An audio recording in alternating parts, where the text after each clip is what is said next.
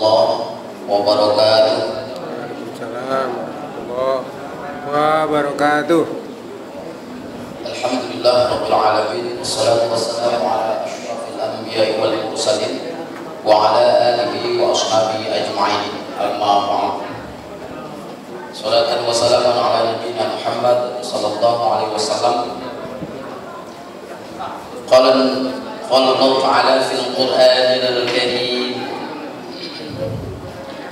A'udzu billahi minasy syaithanir rajim. Wabtaghi fima ataka Allahu daral akhirah wa la tansa nasibaka minad dunya. Wa qala an-nabiy sallallahu alaihi wasallam, laisa bi khairikum man taraka dunyahu li akhiratihi wa la akhiratahu lid dunyahu hatta yusibu min huma jami'an. Rawahu Ansaka an Anas. Sadaqallah wa sadaqa Rasulullah sallallahu alaihi wasallam. Bapak-bapak, ibu-ibu kaum muslimin, sidang jamaah salat tarawih yang dimuliakan Allah Subhanahu wa taala. Saya mohon maaf, saya duduk di atas kursi sedikit kurang sedap saja Pak, mungkin karena kondisi atau pengaruh obat dan seterusnya. Alhamdulillah, kita bersyukur kepada Allah Subhanahu wa taala, pada malam hari ini Allah masih pertemukan kita dalam suasana Ramadan yang ke berapa Pak? 19. Mudah-mudahan amaliyah yang kita lakukan mulai dari Ramadan yang pertama sampai pada hari ini dan kemudian sampai akhir Ramadan nanti diterima oleh Allah Subhanahu wa taala. Amin. Ya rabbal alamin. Salam dan salam mari kita kirimkan kepada Nabi kita Muhammad sallallahu alaihi wasallam. Allahumma shalli ala Muhammad wa ala ali Muhammad. Judul pada malam hari ini kajiannya adalah tentang keseimbangan dunia dan akhirat.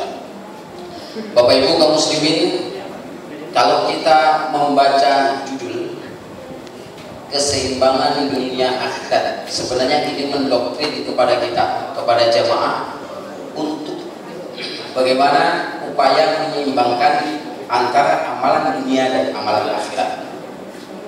Jadi seimbang.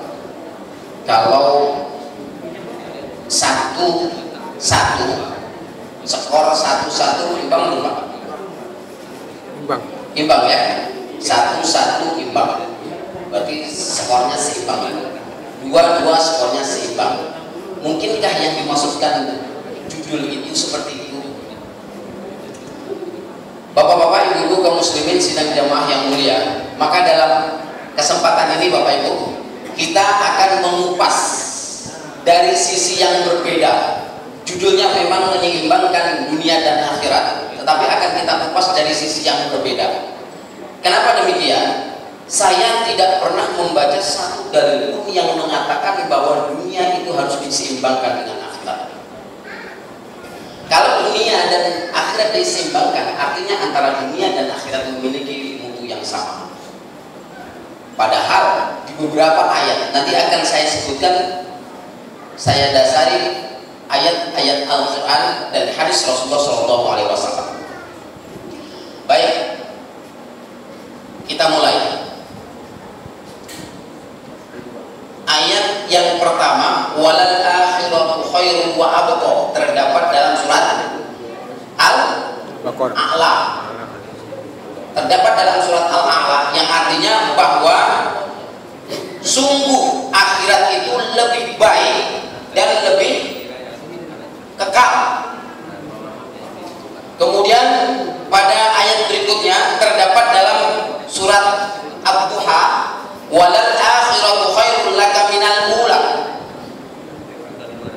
Sungguh akhirat itu lebih baik bagimu daripada dunia. Ula itu dimaknai dunia. Dua ayat ini menjelaskan secara jelas sejelas-jelasnya bahwasanya akhirat merupakan hal yang utama. Kalau sesuatu yang memiliki prioritas di dalam melaksanakannya. Contoh, Bapak Ibu yang dimuliakan Allah, sholat fardu di masjid itu nilainya 27 derajat lebih utama daripada sholat sendirian di rumah.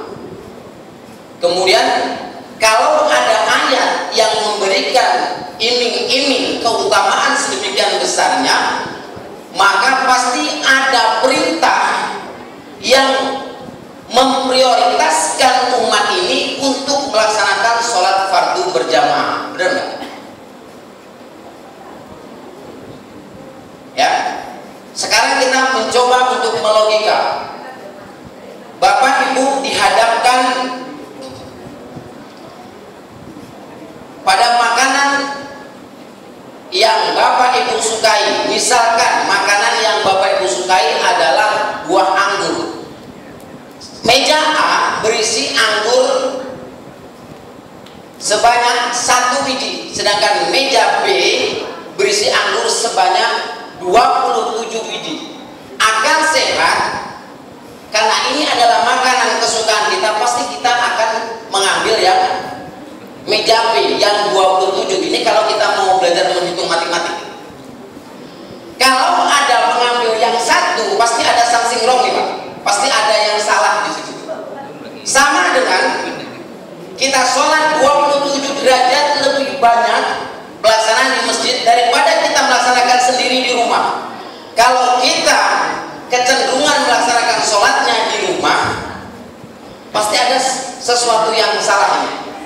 Apa sesuatu yang salah itu? Boleh jadi mungkin karena sakit yang menyebabkan mereka tidak mampu untuk melaksanakan, tidak mampu untuk melangkahkan kakinya menuju rumah Allah, masjid ini.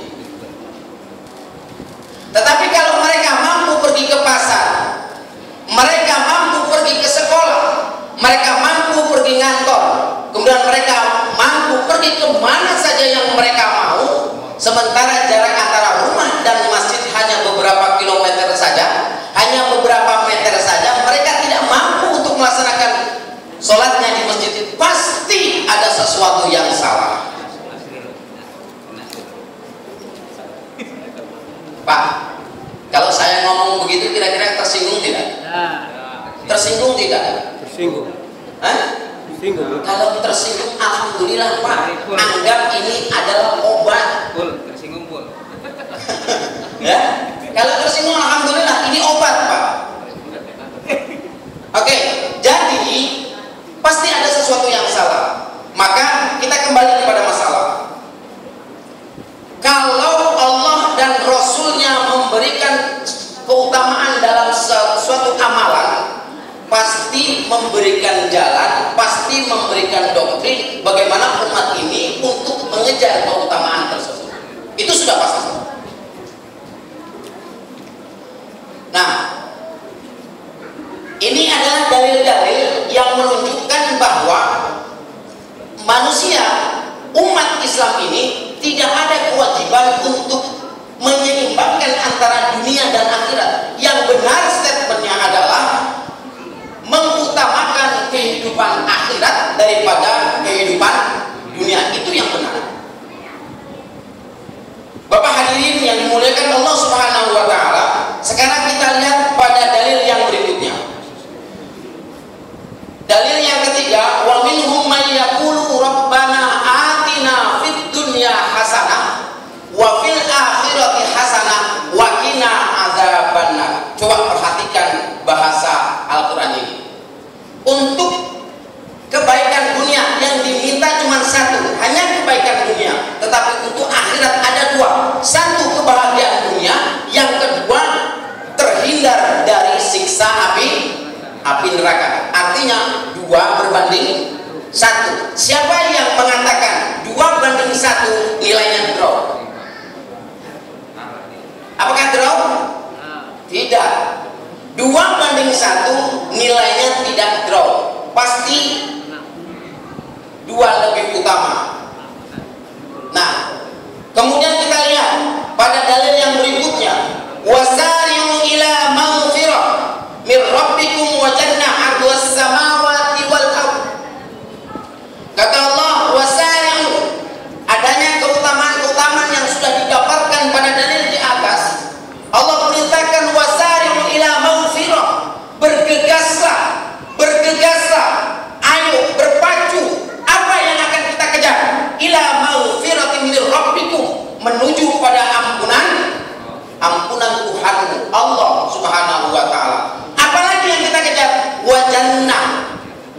surga. Ternyata Bapak Ibu, jannah itu sudah disediakan oleh Allah Subhanahu wa taala semenjak Nabi Adam itu dilahirkan.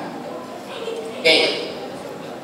Jadi dengan demikian ini jelas doktrin ini menggiring umat untuk senantiasa memperdulikan lebih, untuk memperhatikan secara lebih tentang kehidupan akhirat. Kemudian dalil yang kelima, wabtaghi fima ataakallah darul akhirah wa la tansa nasibaka minad dunya. Kata Allah, wabtaghi, carilah kamu fima, apa-apa ata itu fi'il mati, Pak. Kalau fi'il mati ini berarti sudah terjadi nih. Artinya apa? Fima ataakallah, apa-apa yang telah Allah berikan, Allah datangkan kepada kamu. Apa itu? Apa itu? Surga, Pak. Bu.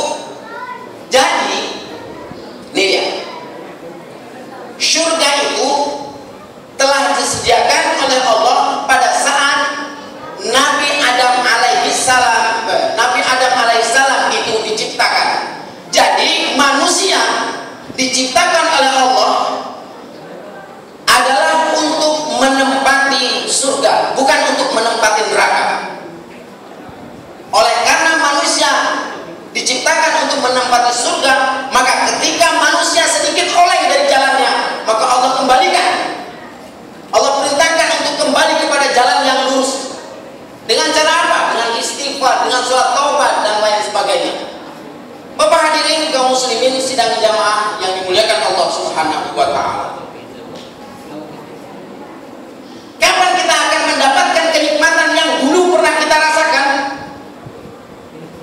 Nanti Pak, darul akhirat, di kampung akhirat baru kita merasakan. Kemudian toh demikian Allah juga menggarisbawahi, sekalipun kita mesti harus berbondong-bondong, sekalipun kita harus berpacu dalam mengejar maghfirah Allah, dalam mengejar kebahagiaan akhirat, tapi wala tansa nasibaka minad dunya, jangan lupakan kehidupanmu di dunia, sebab kalian hidup di dunia. Maknanya apa? Mari kita lihat.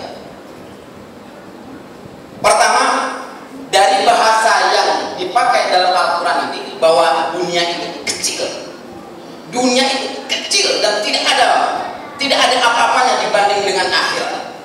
Pertama, kenapa dunia itu kecil? Alasan pertama bahwa satu, umur dunia ini tidak, umur akhirat lebih panjang daripada umur dunia. Kita hidup rata-rata 63 tahun, sementara akhirat itu umurnya selama-lamanya. Perbandingannya, ada beberapa riwayat mengatakan perbandingan satu hari akhirat itu sama dengan 1000 tahun dunia. Ada juga yang mengatakan satu hari akhirat itu perbandingannya sama dengan 50.000 tahun dunia. Bayangkan, kalau kita umur 63 tahun, berarti umur kita belum ada satu hari, Pak. Jika kita mati di umur 63 tahun, belum ada satu hari. Dunia kecil, sebab kecantikan dan keindahan makhluk manusia itu hanya kira-kira 10 sampai 15 tahun. Selesai itu selesai. Tinggal ganti kulit keriput untuk menua dan tidak ada cantik-cantiknya lagi. Paling banter mulai cantik itu umur 17 tahun sampai pada umur sekitar 30 atau 35 tahun. Di atas 35 tahun itu ibu-ibu sudah merasa mulai tidak cantik gitu. Biasanya kalau sudah umur 35 tahun sering melihat kaca, ya, suka membanding foto saya dulu waktu umur 17 tahun cantik kali ya, sekarang kok sudah mulai mengeriput. Ini umur dunia, sementara akhirat manusia rata-rata salasina kata Rasulullah, umurnya kisaran antara 30 dan 33 tahun. Kenapa 30 dan 33 tahun? Karena puncak kenikmatan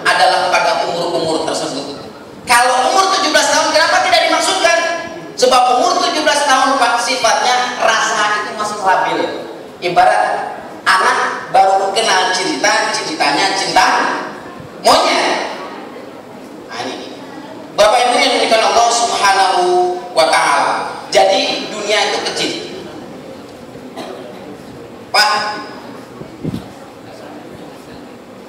Ibu meminta Bapak pergi ke warung. Kata Ibu, Pak, tolong belikan beras, belikan sayur, belikan bawang, belikan minyak goreng, tapi Pak jangan lupa garam. Kan gitu ya, selalu buat catatan gitu, jangan lupa garam. Garam itu diberikan catatan, jangan lupa garam. Itulah perumpamaan kehidupan dunia dan akhirat itu, Pak. Bandingannya sekian, bandingnya 1 garam. Garam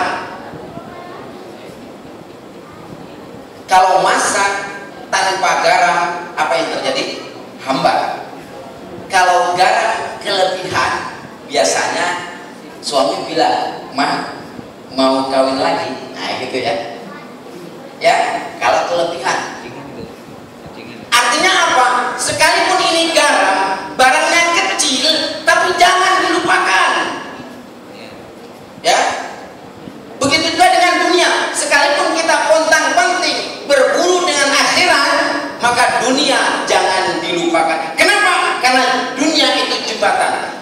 Bapak Ibu boleh buat jembatan dari emas dan perak, boleh buat jembatan dari beton, boleh buat jembatan dari aspal, boleh buat jembatan dari kayu yang dilintangkan, dari papan atau dari pohon pisang, boleh saja. Tapi catatan yang paling penting adalah bukan mikirkan soal jembatannya, tapi yang kita pikirkan adalah bagaimana kita bisa sampai ke seberang.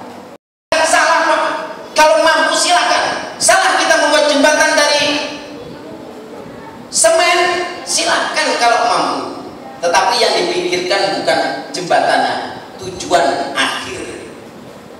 Itu yang harus kita pikirkan. Nah, inilah pertanda bahwa dunia ini sama sekali tidak ada harganya. Sekalipun demikian, dunia tidak boleh dilupakan.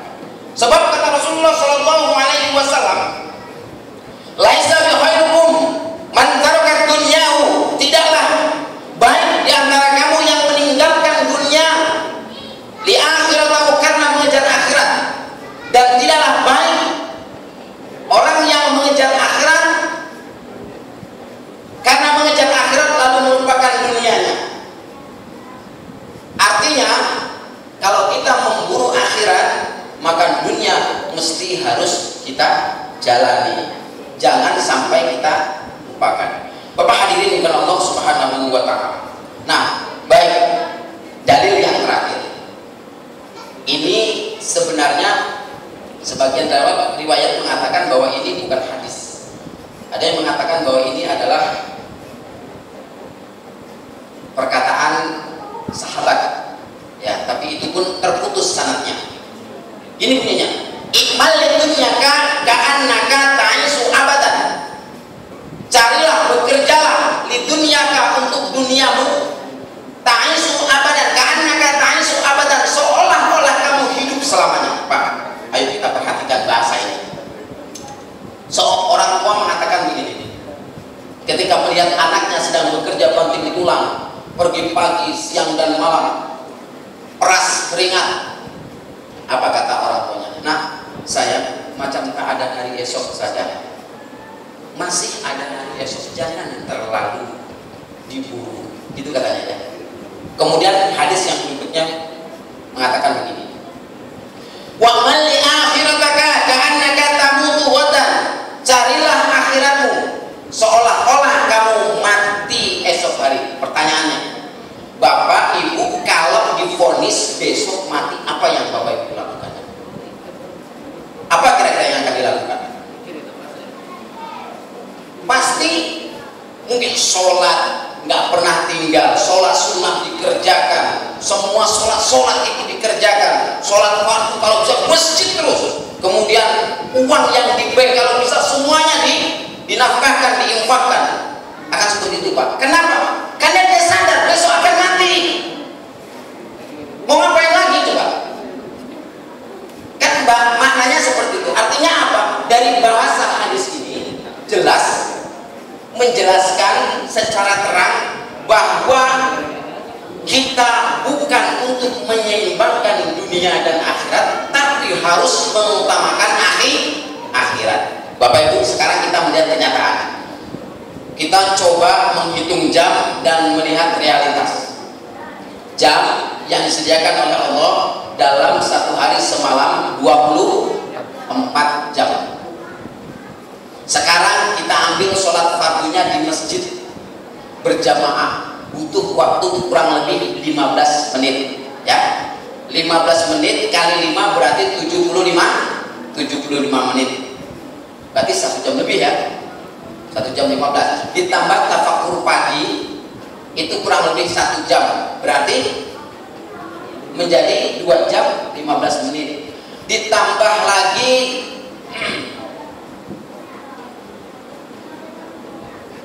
tafakur sore hari atau zikir pagi petang, anggaplah kira-kira 1 jam, berarti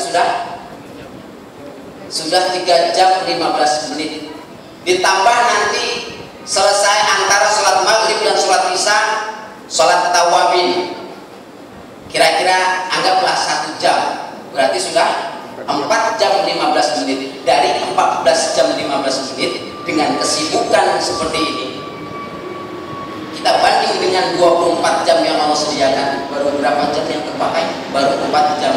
Tersisa waktu kurang lebih 20 jam. 20 jam ini disadari ataupun tidak disadari bahwa kita banyak satu nongkrong di depan TV, benar gak? Kemudian nongkrong di tempat bermain, kemudian asik dengan gadget, WA, FB dan lain sebagainya, kemudian sisanya mungkin tidur. Bayangkan. Lalu dengan kondisi seperti ini, bisakah kita mengatakan bahwa kita akan mampu menyelaraskan, menyeimbangkan ataupun mengutamakan kehidupan akhirat? Itu sebuah pertanyaan yang memang harus dicari solusi. Maka saya jawab bisa. Ya, jawabannya bisa. Lalu bagaimana caranya? Pertama,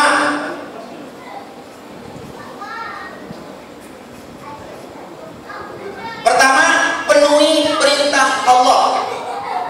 Jangan ada yang ditinggal. 1. Kemudian jauhi larangan Allah dan jangan buat kerusakan.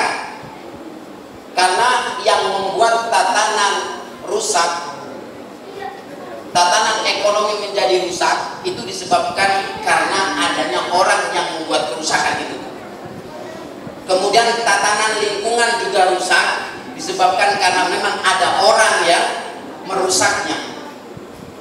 Oleh karena itu ini hubungannya dengan dunia, maka kita mesti jaga dunia kita dengan sebaik-baiknya. Kemudian jadikan kerja kita ini Pak Ibu sebagai satu kegiatan penantian waktu sholat.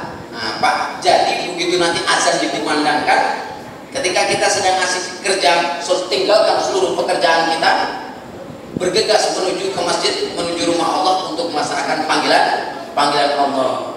Sehingga jangan pula nanti kita asik jande, begitu azan dikumandangkan, azan zuhur, sebentar lagi asik dulu, Allah Akbar, Allah Akbar, azan asar, azan maghrib, azan asik begitu aja. Padahal kita ini bercita-cita ingin masuk surganya Allah. Nah ya, jadi pekerjaan kita mesti kita jadikan sebagai kegiatan untuk menanti waktu sholat. Kemudian yang paling penting adalah setiap amal pekerjaan kita yang bersifat duniawi mesti kita lakukan dengan karena Allah. Kalau karena Allah artinya kita mengawalinya dengan doa, menutupnya juga dengan doa. Mau berangkat bekerja, kita iringi dengan doa.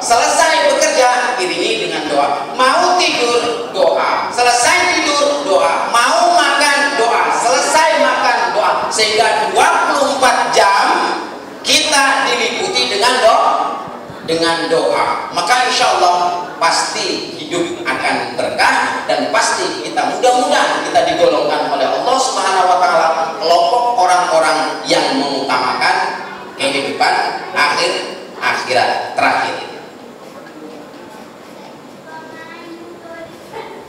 Karena tujuan akhir adalah akhirat dan surga itu sudah Allah sediakan. Maka senjata hidup kita istighfar dan taubat. Kenapa demikian? Sebab manusia ini Pak selalu ada salah saja, baik salah yang disengaja ataupun yang tidak disengaja. Maka jalan satu-satunya istighfar dan taubat. Maka kata Allah, orang yang memperbanyak istighfar dan taubat nanti akan diberikan catatan amal itu isinya cuma istighfar dan taubat.